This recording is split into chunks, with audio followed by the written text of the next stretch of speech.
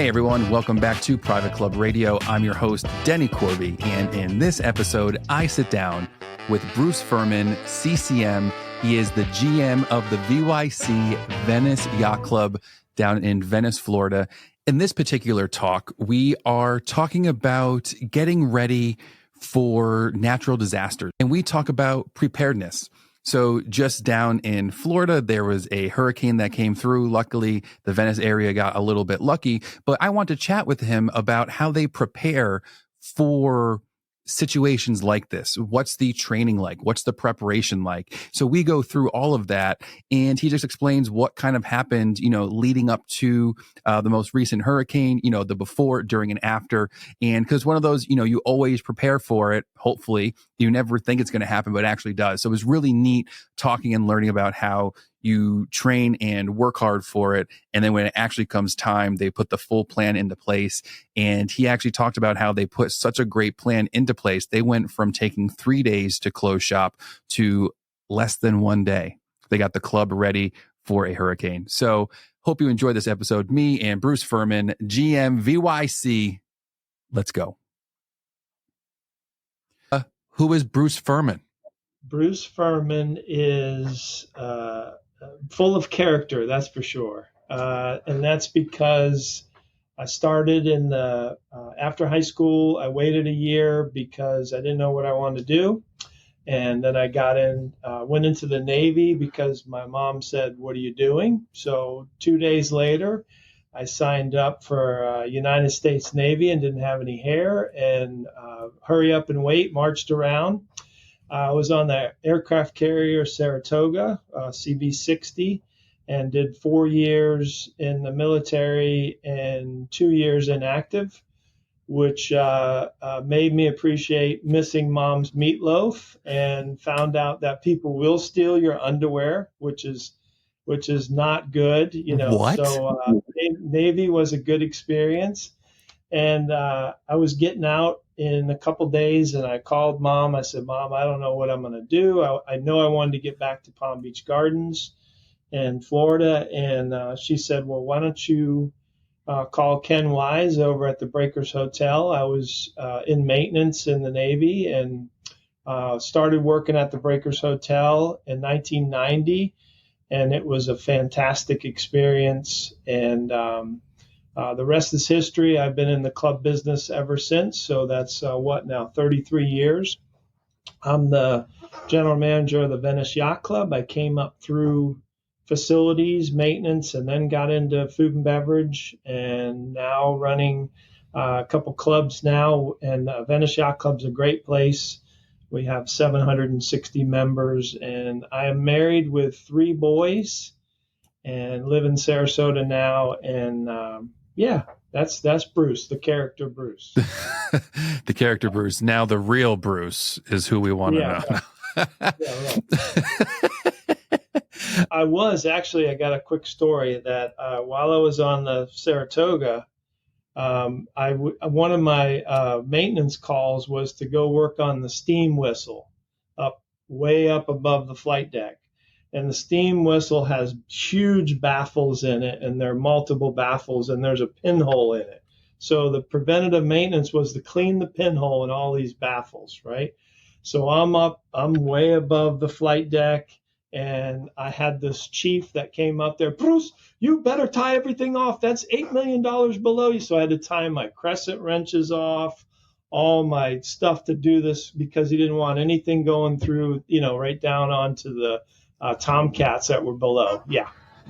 So fun story. Now, how high were you at this point? Because you're on an aircraft carrier, so you're already up pretty high from the water. 4 or 5 stories above. I was above where where all the signalmen, all the communication guys are. So I was above them outside. Yeah, up above it all. Pretty cool spot. Man, and they were not flying that day, but because that's why I was up there. So they usually flying a lot of practices. Imagine if you had your BlackBerry or something, could have snapped a photo, or your Polaroid. I don't know. Yeah, it was before that time. I think it was before beepers and all that stuff. Oh, so Oh, Yeah, yes. Oh, sorry. I was still thinking 1990 for some reason, but we're going back. 86 to 90. I was in the military. I remember one of my friends had the big, bulky square phone, and we would get in line to pay him to call home. You want the phone now, Bruce? Give me 20 bucks. We were paying like Verizon. We'd have put Verizon to shame with our billing schedule. I mean, just crazy money. Oh, that's so funny.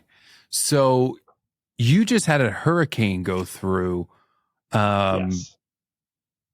what was, because you had a worse one before. I forget which one the last major Yeah. one was. Dahlia just brushed us, and what was last year's? Oh gosh, I can't remember. Sorry, but it No, was a year ago to the month and day. Pretty scary. that's And it that's weird. last year really really devastated Fort Myers, and this track was very similar to the start to hit Tampa again. And last year's track, of course, turned south right into Fort Myers, and it sucked all of our water out of Roberts Bay and pushed it up into Mayaca River and flooded 75 and all. And Fort Myers was just flooded. This year's brush with Adalia was, thank goodness, a good practice for us. We have a emergency preparedness team that we meet year round. We meet monthly, pretty much year round until hurricane season hits, of course, and then we just, we put everything in practice. But we implemented the plan. Our first notification is to all of the slip holders that have a boat. We have 70 slips, so the communication goes out. Hey, better check your boats. This is what we recommend. How you tie them down. We're expecting storm surge, 4 to 6 feet, and the dockmaster starts with a lot of communication there. At the Venice Yacht Club, we have a Commodore who is basically in charge for the year, who is starts that process in place for the club as well. And we ended up walking 2 or 3 days before, getting all all the stuff that could fly around picked up, and brought all the tiki furniture inside. And a bunch of members came together, and we found out the insurance will cover them because it's a club event, right? So any member that's a member can do these small projects because it's under the same insurance umbrella. So we got the club all secured, and for the most part sat back and watched. And thank goodness the storm surge wasn't as bad. We did have a higher than high tide because of the blue moon, so ended up bringing it up really high, but not into the club. I think the dockmaster's office was flooded, and thank goodness was minimal damage. We ended up being closed 2 days and then reopened, put everything out on the third day and reopened, and thank goodness, didn't even miss a beat. So That's we were awesome. shut down. So that does affect our month for 2 days. So we have a whole book. We send letters to the chief, the fire chief, and the police chief, and they know the names on that emergency preparedness list, so they can allow to get on the island, because the certain parts of the island was closed. Ah, Just down from us, the jetty pretty much got washed in. It's still closed, so it's closed for 2 weeks because just not safe down there. So we're underwater. Our front door is pretty much at water level, so we sandbagged and got out of the way. A lot of the members came to check on their boats because of the investment that they put in, but we try to keep everybody away. We try to communicate. Look, everything's looking good, and so thank goodness it was just a dress rehearsal. And then we'll sit down and do a recap of what went well, what didn't, what we should do, what we should stop doing, all those things, and that prepares us, for the next one.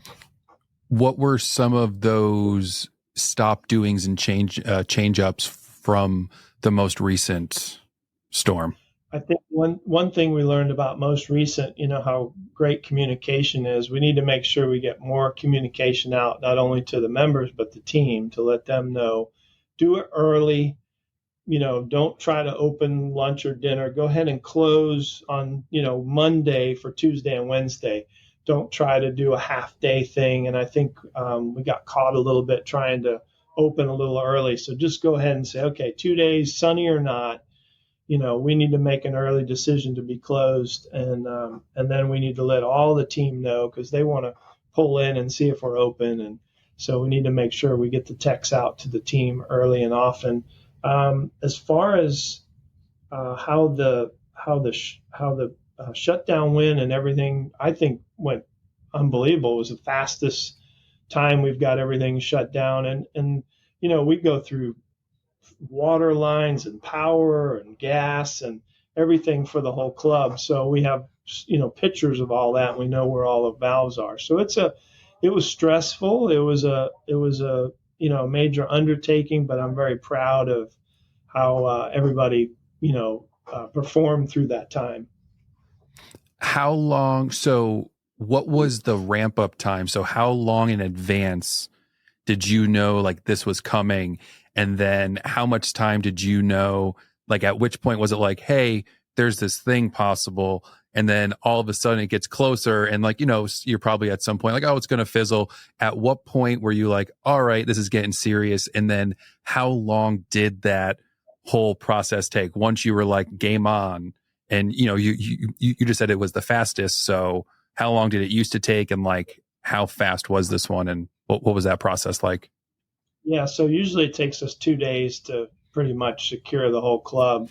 We were done in 3/4 of a day just for the extra hands there. And the extra hands knew what to do, right? There's still some things that we can't delegate to the preparedness team, like shutting down the valves and securing things. And the dock master has to close the power down. But we went from 2 days to 3/4. And I just think that's from meeting and understanding expectation and understanding, who should do what in advance. And that made a big difference. I think it started probably that Friday, Saturday, where we started saying, okay, Marina, we got something coming. Yeah. No matter what it's going to be, it's going to be some wind and weather, and we need to be prepared. And I think we made the final on, I would say, Sunday into Monday. We're like, okay, time to implement the club operations. It's going to affect operations, and we need to make sure we close, get the club taken care of, and then let everybody go home and take care of their homes, because that's the other side we need to think of. How fast we can do the club and do it efficient, but then let's get the team home so that if they want to put shutters up. We have people living north and south, so we have to make a decision for all. And so I think thank goodness, like I said, it hit further north than us, and it's a mess up there. But I think we were ready as we were ever going to be. And, flooding, we're not going to stop the flooding, but we were ready for everything. And that's great. You took the staff into account and where they were living and all of that sort of thing. It reminds, where did you grow up? I grew up in Portland, Maine. Okay. And then moved down to Florida in the 4th grade. So I grew up most of my life in Florida on the East Coast, down along Palm Beach and that area. Okay. So you would probably understand then how, like here up in the North, we have like snow days, you can't go to school, but there were so many times where like our little like couple streets were fine and they look great, but you don't see like the rest or where everybody else is at. So to me, when you just said that, like that makes so much sense. It's not just about the little house here. It's about all the, this, just the bigger picture. I'm like, that makes sense. Yeah. That's good. And when the schools start closing in different counties, you're like, okay, this is getting pretty serious. So we need to, make sure we're watching this thing. And we did. We watched it to death, right? Because you never knew what would happen. Because, I think it was Irma or something last year. The one just took just a right turn before Tampa, and and they had better been ready for it. And it's all you can do. The good news is you have time with a hurricane, and you see some of the tracks. You need to be prepared and be ready. Hope you all enjoyed that episode. If you can, sharing the podcast goes a really long way. If you enjoyed this episode, or if you know someone who might enjoy this episode, please pass it along to them. I would really appreciate the support. Until next time, catch you on the flippity-dippity-dop.